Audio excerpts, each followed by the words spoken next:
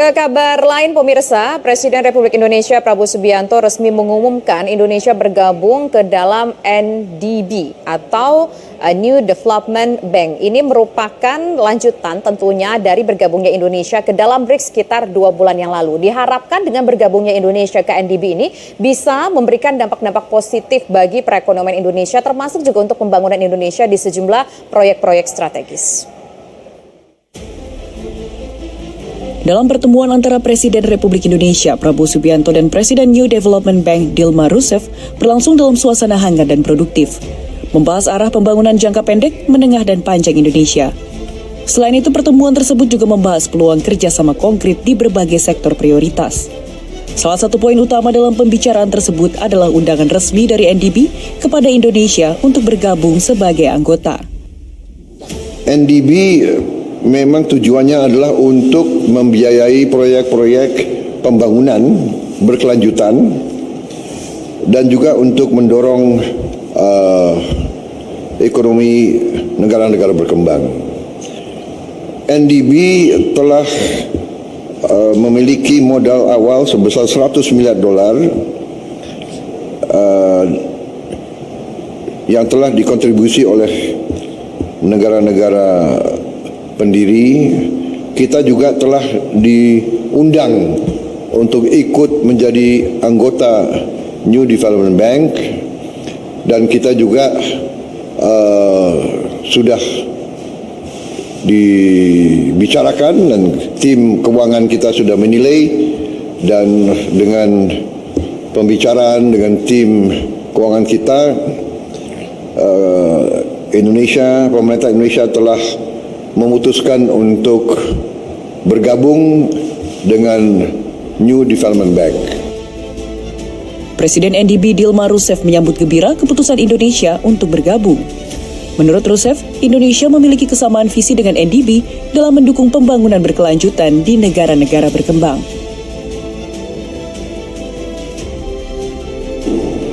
Also, Indonesia has a medium-term planning. And also he has another thing that's very important, a list of projects that he wants to be done. Now the president improved this list and is 77 projects that is listed, stated and clear established. We have very common understanding. We match with each other.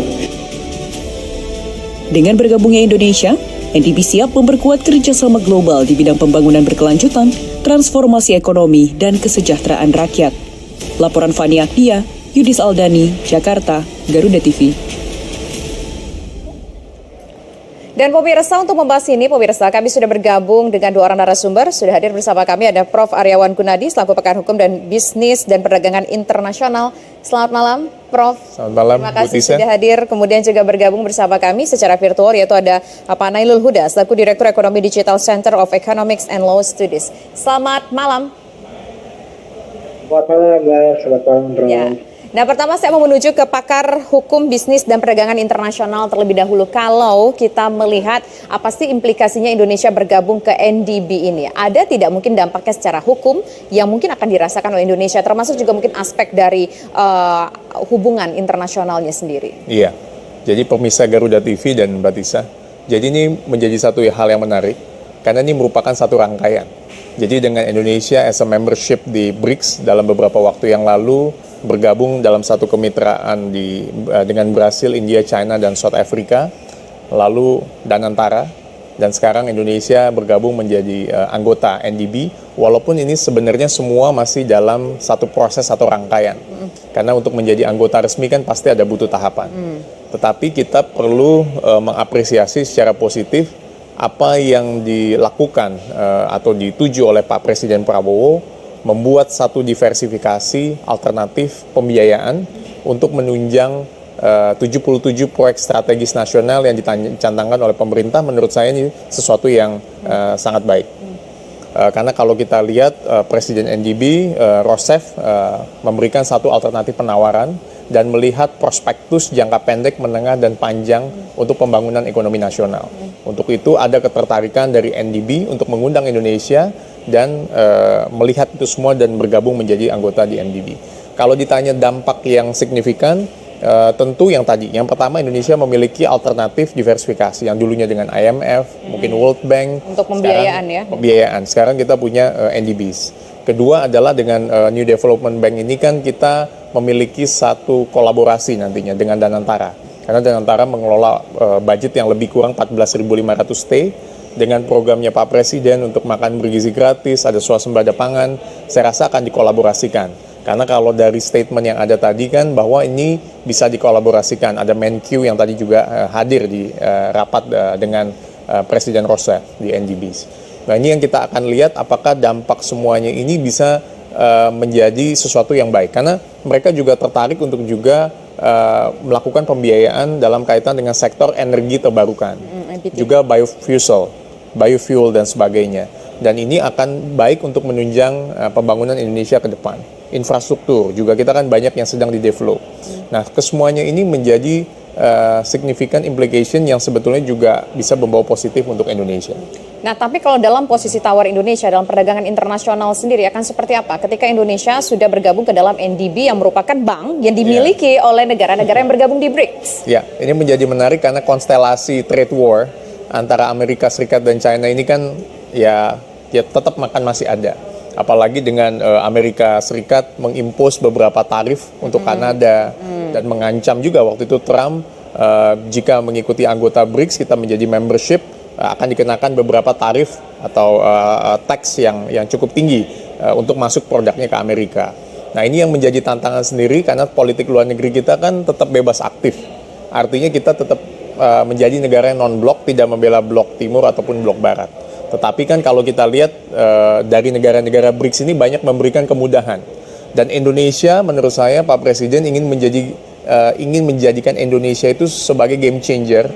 Ingin menjadikan Indonesia itu punya sesuatu di mata dunia. Sehingga kita bergabung kepada anggota BRICS dan juga sekarang menjadi proses menjadi anggota resmi di MDBs. Kalau kita lihat negara-negara yang ada memang ada Rusia, China, South Africa adalah negara-negara dengan populasi yang salah satu terbesar di dunia, termasuk Indonesia juga. Sehingga supply market demand-nya itu pun akan juga ngumpul di negara-negara itu. Okay. Dan MDBs ini juga akan mengutamakan mata uang lokal, bukan mematikan peredaran dolar, tetapi ini akan bisa menjadi satu alternatif untuk tidak bergantung kepada dolar. Jadi alternatif itu tetap diciptakan lah. Oke. Nah nanti kita akan mendengar suara tanggapan dari Selyos akan seperti apa dengan Indonesia bergabung ke NDB. Apakah betul semua dampak positif akan dirasakan oleh Indonesia? Apalagi tadi disampaikan ketergantungan kita terhadap mata uang asing khususnya dolar ini tidak semakin tinggi. Tapi di sisi lain kita juga melihat bahwa tren terjadi pelemahan nilai mata uang rupiah begitu ya. Nah nanti kita akan bahas soal ini pemirsa usai jeda berikut. Tetaplah bersama kami di Indonesia Kita.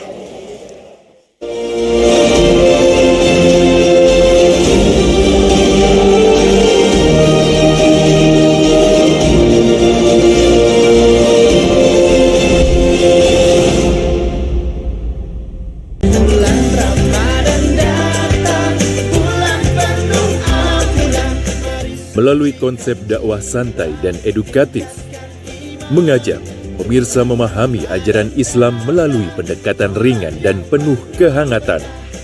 Dari perspektif Islam untuk mempererat toleransi di Indonesia. Dalam Harmoni Indonesia. Setiap hari Minggu, pukul 2 siang, hanya di Garuda TV.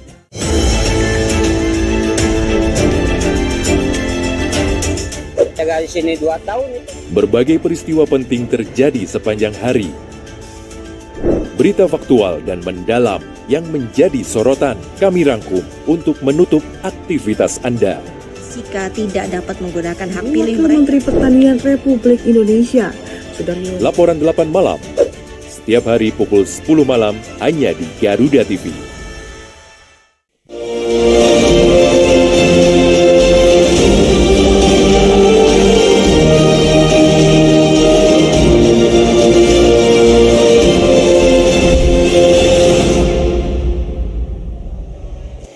Saya menuju menuju ke Mas Nailul Huda menjawab pertanyaan yang menggantung tadi dengan kita bergabungnya ke NDB. Apakah betul kira-kira manfaat positif dari NDB ini bisa kita rasakan? Tapi di sisi lain juga, mungkin kita tidak akan bergabung atau kita tidak akan bergantung kepada mata uang asing seperti dolar. Tapi di sisi lain kita melihat tren bahwa rupiah tampaknya hari ini mengalami pelemahan juga. Ya, yang pertama seperti ini Mbak, bahwa tadi dan juga sama karyawannya, bahwa di satu sisi ada dampak positifnya berupa tadi alternatif pembiayaan, kemudian juga ketidakterdekatan terhadap dolar untuk perdagangan internasional, tapi kita melihat sebenarnya ya ini kan sebuah Ya, Mas Nailul Huda. Halo. Halo Mbak. Silakan dilanjutkan. Jadi kalau kita lihat sebenarnya tadi Variawan juga sudah menyampaikan bahwa positifnya juga cukup banyak gitu kan. Salah satunya memang mengurangi ketergantungan akan penggunaan dolar. Nah, tapi kalau kita lihat sebenarnya satu sisi ini kan proksi antara blok barat dengan blok yang sedang dibangun oleh Tiongkok CS gitu kan. Ada Tiongkok, Rusia, kemudian India, Brasil dan sebagainya. Nah, ini menurut saya pribadi sebenarnya ketika Indonesia itu bergabung ke NDB, otomatis ini menandakan bahwa keseriusan Indonesia dalam bergabung blok ke BRICS gitu. Nah, ini salah satu yang dampak yang harus dilihat itu adalah Mas Nailul? Halo, Mas Nailul? Ya, Halo, kita terputus tadi. Dampak yang harus dilihat adalah, silakan dilanjutkan.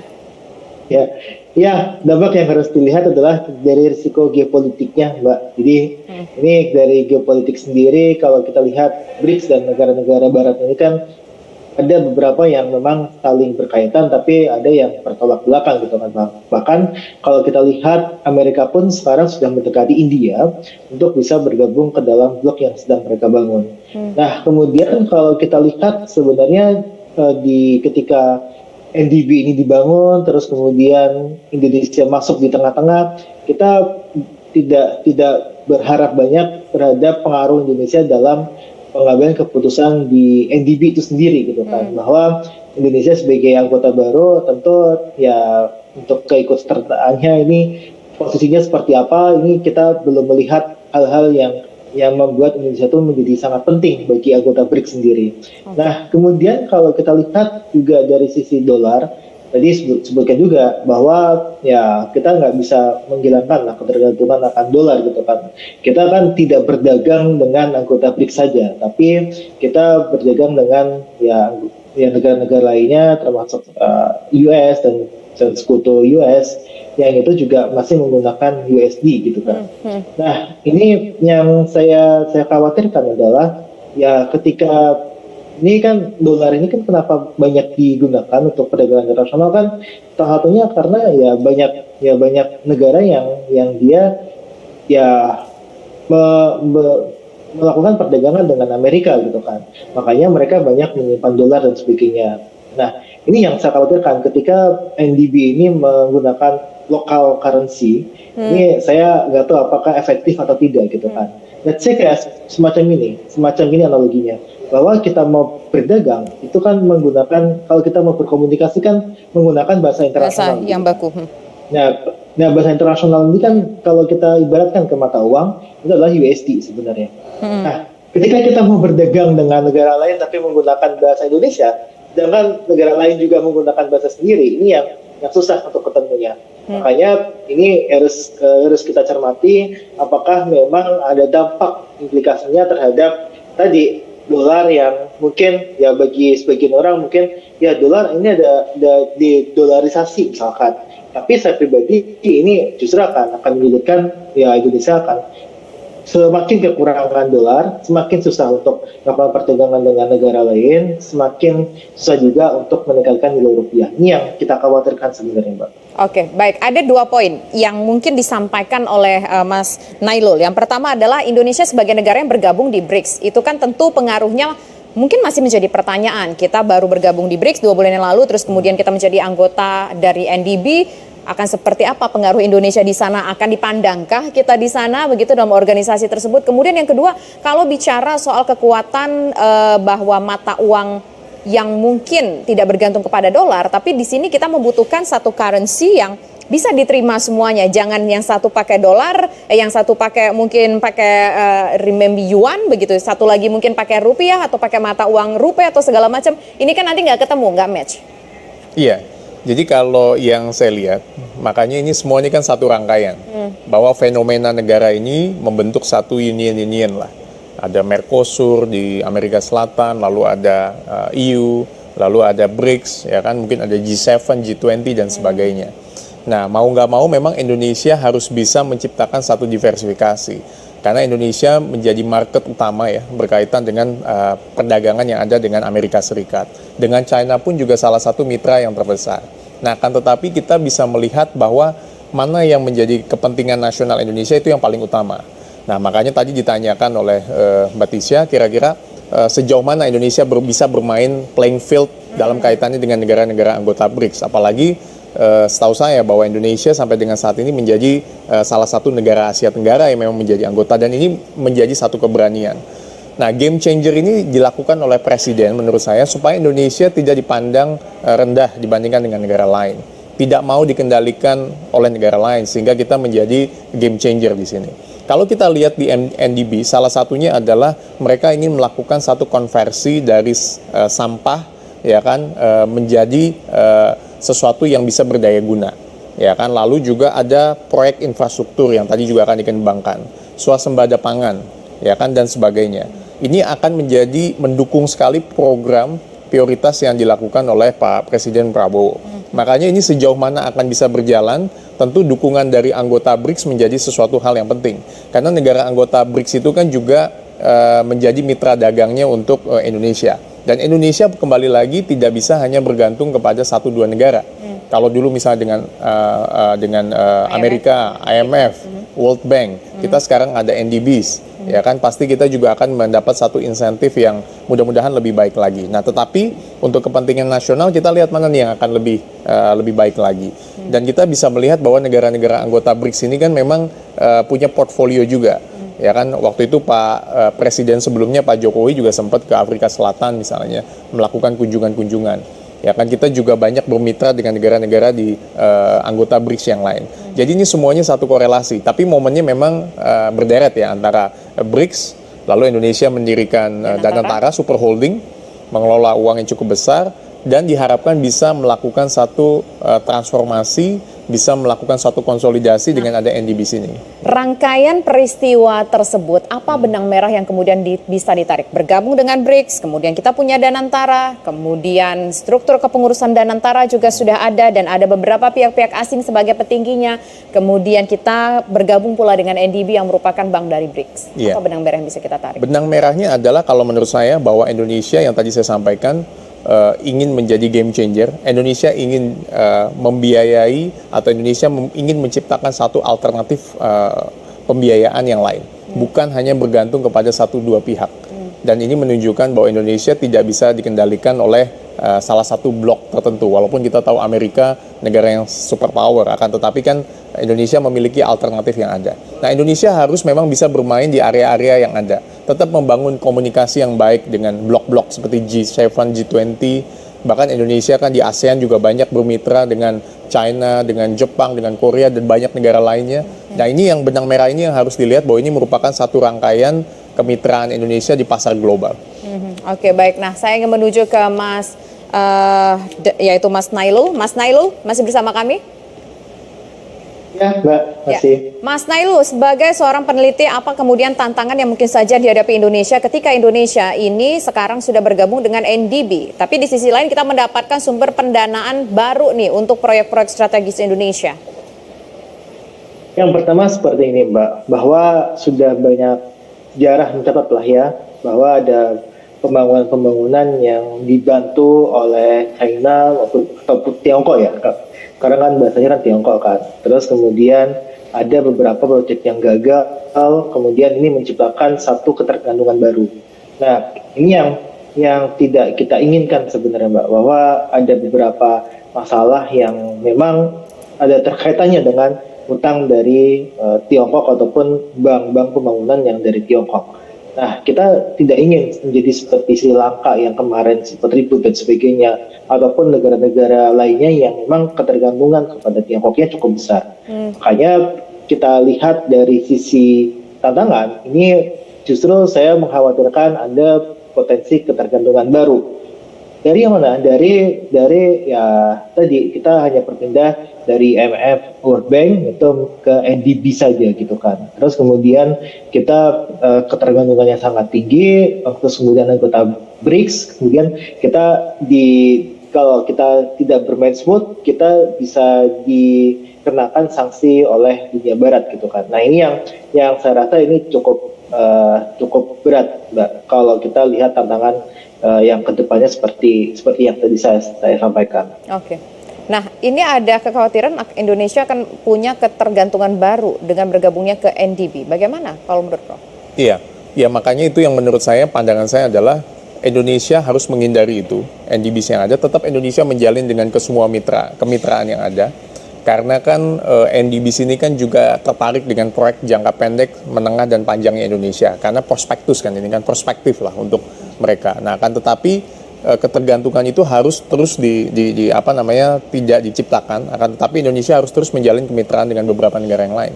Karena union itu kan cukup banyak. Di Uni Eropa banyak kemitraan yang ada. EU dengan beberapa negara Asia itu cukup banyak. Tapi yang terakhir kita lihat kan yang cukup membuka tangan ke Indonesia adalah BRICS. Indonesia mencoba masuk ke satu organisasi internasional lainnya, masih dalam proses administrasi, bertahun-tahun prosesnya belum selesai begitu. Betul. Nah, kalau yang paling cepat ini kan prosesnya BRICS yang tampaknya membuka diri. Ya, betul. Jadi kalau dilihat prosesnya ini memang cukup singkat, cepat ya. Artinya bahwa kerjasama antara Rusia dengan China ini luar biasa, karena Tiongkok ini sangat agresif untuk bisa melakukan kemitraan dengan banyak.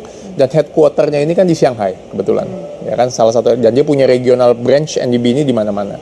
Nah, kita lihat sejauh mana yang dilakukan oleh blok yang ada di BRICS ini bisa mempengaruhi yang ada konstelasi yang ada di dunia, terutama di Indonesia. Dan yang pasti Indonesia, lihatlah beberapa sektor yang mana yang bisa diandalkan untuk bisa mendapat dukungan. Jadi kalau kita bisa menciptakan proyek di Danantara, artinya bisa menciptakan satu alternatif pembiayaan dengan investasi di Danantara dan bisa mendukung pemerintah, ini akan bagus. Makanya kolaborasi itu menjadi sesuatu hal yang mutlak. Jadi kita tetap menjalin kemitraan dengan berbagai mitra dagang yang ada. Gitu. Ini ada kaitannya juga, kita membutuhkan dana segar, begitu, membutuhkan sumber pembiayaan baru, termasuk juga kita membutuhkan supaya Danantara bisa lebih bergerak lagi, begitu ya, untuk mempercepat perekonomian Indonesia. Tapi begini, harapannya memang kita bisa dekat dengan manapun, negara manapun, sumber pembiayaan ataupun pendanaan manapun, dan sesuai dengan kebijakan politik luar negeri kita, politik bebas aktif begitu. Tapi tidak bisa dipungkiri kita dekat dengan satu pihak yang sudah jelas afiliasinya, ini mungkin juga akan berdampak terhadap, katakanlah, Amerika bertolak belakang dengan Rusia dan juga Cina. Ini bagaimana dampaknya? Artinya tetap mesti hati-hati bahwa tarif itu kemungkinan Amerika akan mengenakan. Contoh waktu Presiden Joe Biden mengenakan beberapa ratusan persen untuk electric vehicle dari China, ya kan? Dan Trump juga tadi saya sampaikan di awal sedikit dalam tanda kutip memberikan warning kepada negara-negara kalau join anggota BRICS lalu berkolaborasi akan mengenakan tax yang ada. Gitu. Nah, tetapi kan upaya-upaya hukum ini Indonesia bisa lakukan. Artinya kalau memang itu menghambat perdagangan, kita ada mekanisme di World Trade Organization, di WTO. Kita bisa melakukan gugatan, kita bisa melakukan satu negosiasi internasional. Makanya kita memiliki banyak ambassador.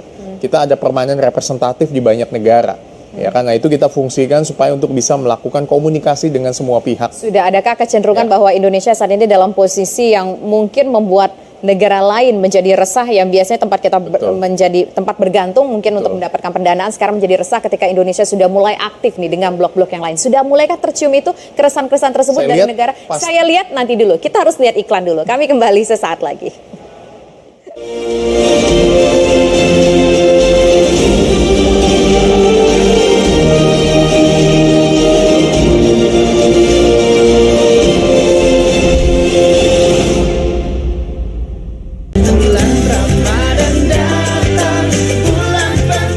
Merentang waktu, menelusuri peradaban Islam yang megah, penuh sejarah dan kebijaksanaan. Dari timur hingga barat, warisan ilmu dan budaya terus menginspirasi. Temukan kisah gemilang dalam perjalanan peradaban Islam dalam Tamadun Islam setiap hari pukul 4 pagi dan setiap hari Minggu pukul 2 siang hanya di Garuda TV. Menyajikan kabar terbaru dari dunia hiburan tanpa batas. Bongkar semua fakta menarik di balik gosip paling panas dan terupdate. Bismillahirrahmanirrahim. Dibahas secara mendalam dan akurat. Gosip panas selebriti setiap hari pukul 9:30 pagi dan pukul 1 siang hanya di Garuda TV.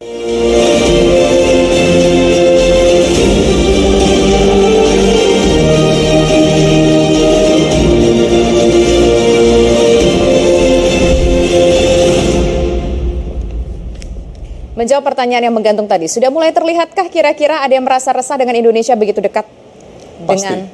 Pasti, karena dengan kita join BRICS, dengan kita menggunakan banyak kemitraan dagang dari regional, bilateral, dan multilateral, dengan begitu agresifnya negara-negara anggota BRICS ingin berkolaborasi dengan Indonesia yang menjadi salah satu mitra dagangnya ke depan yang besar untuk MDBs, saya rasa pasti Amerika nggak akan tinggal diam, ya kan, karena pasti posisi tarif, pajak, dan sebagainya, skim itu kan sudah dilakukan. Dan Trump itu kan apa yang disampaikan memang akan dilakukan biasanya. Seperti Kanada kan, mengenakan beberapa sektor pajak dengan negara-negara di blok timur. Nah, Indonesia sendiri pasti akan dilakukan. Tapi kapannya, waktunya, nah ini kita lihat. Karena kita juga tetap punya kemitraan yang cukup baik juga masih dengan Amerika. Ya, karena ini yang makanya akan kita lihat sejauh mana implikasi ini bisa kena ke Indonesianya atau justru berbalik malah Indonesia bisa menjadi pemain game changer di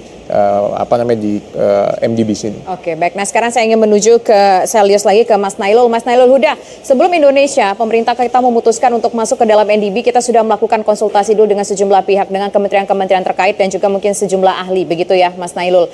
Nah, dalam pertimbangannya bahwa NDB ini diharapkan bisa membantu pembangunan proyek-proyek Indonesia, baik EBT, kemudian pembangunan infrastruktur yang dianggap dirasa penting dan juga sejumlah proyek-proyek lainnya. Seberapa optimistis bahwa NDB mau mengucurkan dana sedemikian besar membantu Indonesia untuk menggerakkan ekonomi dan juga pembangunannya, Mas Nailul?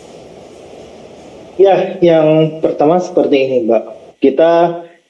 Kalau kita lihat dari pernyataannya Trump ya, mereka menarik untuk beberapa proyek untuk energi baru terbarukan seperti JETP gitu ya. Nah, kita berharap sebenarnya ada alternatif pembiayaan lainnya yang dia mendukung untuk pembangunan lebih berkelanjutan seperti energi hijau dan sebagainya. Nah, ini yang kita harapkan NDB bisa masuk ke situ untuk support program-program seperti JETP dan sebagainya yang memang Amerika nampaknya menarik diri dari proyek tersebut. Nah, yang kemudian kalau kita lihat juga dari sisi ya World Bank saya rasa masih tetap menjadi salah satu sumber pembiayaan yang cukup penting gitu kan. World Bank, IMF gitu kan, karena ya mereka sudah lebih lama kemudian memiliki modal yang lebih besar juga gitu kan. Nah, ini yang kita lihat sebenarnya kita harus tetap bermain lebih smooth bahwa keanggotaan di NDB itu tidak melunturkan, ya tadi sebutkan sama Prof, itu adalah tidak melunturkan dari kerjasama dengan pihak-pihak lainnya. Nah, ini yang kita harapkan ada sentimen-sentimen tersebut. Yang tidak sentimen ketika kita masuk ke NDB, kita lebih condong kepada China, kepada anggota BRICS dan sebagainya, tapi kita tetap memiliki opsi untuk meminjam ataupun menggunakan pembiayaan dari World Bank, IMF ataupun ya negara-negara yang tidak tergabung di BRICS. Nah, kemudian kalau kita lihat dari sisi ya karena ini sangat terkaitan dengan geopolitik ya Mbak ya, bahwa kita tidak bisa memungkiri persaingan antara China dengan Amerika itu sangat kental sekali gitu kan. Kita lihat Amerika sudah mulai war terhadap untuk tarif barang-barang dari China, kemudian China juga sudah mulai untuk mengembangkan industri sendiri termasuk AI gitu kan. Nah ini Indonesia jangan sampai masuk ke pusaran dia di kubu sebelah mana, tapi juga memberikan benteng gitu kan, benteng untuk bisa masuk ke kubu sebelahnya. Makanya ini dibutuhkan untuk skill negosiasi, kemudian skill dari ekonomi politik global yang mumpuni gitu. Nah ini yang kita harapkan ada kemampuan seperti itu dari pemerintah. Oke, nah berbicara soal skill dengan bergabungnya Indonesia, lanjutan tentunya NDB ini harus kita pahami lanjutan dari kita bergabungnya dari BRICS begitu ya. Dengan Indonesia bergabung ke NDB, apa kemudian yang bisa didapatkan Indonesia selain soal pendanaan untuk proyek-proyek strategis? Karena kan kalau kita bicara soal proyek strategis, ini artinya kan bagaimana dana itu bisa masuk ke negara, to government. Bagaimana kemudian dampaknya terhadap bisnis to bisnisnya sendiri dengan Indonesia bergabung ke NDB? Ya, kalau kita lihat sebenarnya untuk dengan bisnis to bisnis dengan China sebenarnya sudah dibangun sebelum kita bergabung di BRICS sebenarnya. Kita tidak bergabung di BRICS saja itu untuk kita berbisnis dengan China itu sangat kental sekali. Kita tengok saja lah berapa banyak bisnis dari China yang masuk ke Indonesia, mulai dari smelter nikel sampai ke kereta cepat gitu kan. Nah ini yang bisa saya lihat. Mas Nailul? Halo? Mas Nailul? Ada gitu Mbak. Nah, yang kita harapkan adalah ada dari sisi anggota lainnya, dari sisi perdagangan misalkan kita dengan Afrika Selatan. Afrika Selatan saya bisa menjadi kunci bagaimana Indonesia bisa mengembangkan pasarnya, bukan ketergantungannya kepada Amerika ataupun negara-negara tradisional lainnya, tapi mulai mengembangkan untuk pasar-pasar yang ada di Afrika. Pintu masuknya itu melalui Afrika Selatan. Nah ini yang kita lihat harusnya bisa dimanfaatkan betul oleh Indonesia ketika masuk ke NDB, masuk ke BRICS, itu adalah untuk membuka ya pasar-pasar baru, pasar-pasar ekspor baru, terutama di daerah Afrika ya, yang pintu masuknya ada di Afrika Selatan yang merupakan anggota BRICS. Oke. Nah, kalau dengan bergabungnya kita ke NDB ini bagaimana kemudian dampaknya pula terhadap transfer knowledge, kemudian juga untuk meningkatkan kemampuan digitalisasi ekonomi kita? Apakah itu akan terasa kalau menurut Mas Nailul? Ya, kalau kita lihat teknologi sebenarnya kita masih tidak bisa mengalahkan ya. China juga masih sulit untuk mengalahkan Amerika meskipun ada potensi untuk bisa mengalahkan sana. Nah, tapi kalau saya pribadi sebenarnya ya bergabungnya ke BRICS ini, saya rasa Indonesia bisa misalkan bekerjasama dengan China untuk membuat industri semiconductor gitu kan, ataupun industri chip ya. Nah itu bisa kita lakukan asalkan apa? Asalkan ya kita sudah menyiapkan SDM-nya gitu. Nah ini yang kita lihat harus ada. Sebelum menuju ke sana kita harus mempersiapkan dari dalam negeri sendiri gitu kan. Tidak ujuk-ujuk kita masuk BRICS kemudian kita minta ya China, ayo kita bikin industri semiconductor di Indonesia. Tidak seperti itu. Nah makanya ini yang kita lihat, jangan-jangan yang kita peroleh adalah investasi yang sifatnya investasi yang dia tidak menimbulkan nilai tambah yang cukup besar. Misalkan lagi-lagi ekstraktif ini yang saya rasa harus dihindari gitu ya. Bahwa pembiayaan dari NDB nanti akan ada ekstraktif seperti DME, batubara dan sebagainya, itu harus kita hindari. Tapi yang kita harus dorong adalah yang investasi ataupun kerjasama dengan BRICS dalam bidang teknologi, dalam bidang ekonomi lingkungan dan sebagainya, termasuk pengembangan energi baru terbarukan. Nah ini yang kita dorong agar apa? Agar ya manfaat yang didapatkan oleh Indonesia itu cukup besar dan menimbulkan multiplier efek yang signifikan ke masyarakat dan juga berkelanjutan. Oke, baik. Nah, saya ingin menuju ke Prof. Aryawan lagi. Prof. Aryawan, kalau kita ingat dulu ketika Indonesia bergabung ke BRICS, ada isu Indonesia perlu melakukan penyesuaian regulasi dan kebijakan di dalam negeri. Nah, ketika kita kemudian sudah memutuskan bergabung ke NDB, apakah isu tersebut juga muncul kembali? Iya, jadi kan yang menjadi konsep yang penting di NDB itu kan harus bisa mendukung apa yang menjadi astacitanya Pak Presiden. Itu yang paling penting. Supaya inline dengan apa transformasi pembangunan nasional yang ingin dilakukan. Makanya ini kan seperti gayung bersambut. NDBs menginginkan satu investasi yang ada di Indonesia dengan berkolaborasi. Kita juga menjadi anggota BRICS dan memiliki danantara maupun investasi yang lainnya. Nah, kalau kita lihat memang penyesuaian regulasi sudah pasti, baik secara vertikal maupun horizontal, baik yang ke atas dengan aturan-aturan yang memang ada setingkat dengan apa yang dilakukan oleh pemerintah. Nah, penyesuaian ini, harmonisasi peraturan harus dilakukan karena kita harus apa yang paling krusial untuk yang ada. Harmonisasi peraturan ini di poin apa kira-kira? Iya, artinya misalnya kalau kita mereka akan banyak berkaitan dengan proyek infrastruktur dan energi terbarukan. Ya kan, artinya kita akan masuk ke sana dan kita menjadi membership karena itu kan semua dilakukan assessment sejauh mana ini bisa dilakukan, sama seperti membership of BRICS yang cukup cepat. Ya, aturan-aturan itu perlu diseragamkan mengenai investasinya, lalu mengenai harmonisasi tarifnya kapan berlaku, lalu kalau pinjaman seberapa besar loans yang akan diberikan kepada kita dan sebagainya gitu. Nah, kira-kira peraturan-peraturan soal hal-hal lainnya yang perlu menjadi pertimbangan juga apa? Selain soal loans-nya berapa, kemudian hal-hal yang perlu diharmonisasikan, itu butuh waktu berapa lama untuk penyesuaiannya? Iya, artinya kalau dilihat, ini kan semuanya bergerak cepat nih.